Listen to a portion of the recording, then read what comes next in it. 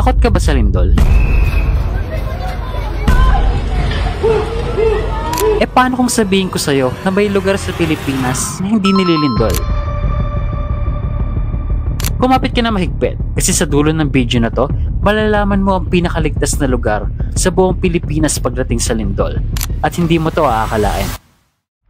Ito ang Palawan at alam mo ba, isa ito sa mga pinaka-stable na parte ng bansa. Walang active fault, walang malapit na subduction zone at nasa ibabaw siya ng tinatawag na microcontinental block. Matandang peraso ng lupa na halos hindi gumagalaw. Habang ang ibang parte ng Pilipinas tulad ng Luzon, Visayas at Mindanao ay laging nakatapat sa mga fault lines tulad ng West Valley Fault at Philippine Fault Zone, si Palawan ay tahimik lang sa gilid, malayo sa gulo ng mga gumagalaw na tectonic plates. Kaya kung may lugar sa Pilipinas na halos hindi nililindol, ito na yon, Palawan.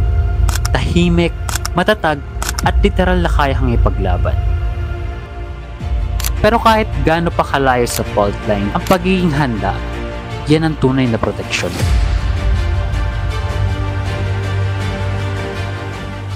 Hi! Ako nga pala si Jacob, ang performative analyzer ng bayan. Kung gusto mo pa ng ganito mga content, alam mo na gagawin mo. Like my FB, learn my advocacy. Follow me on TikTok, know me more.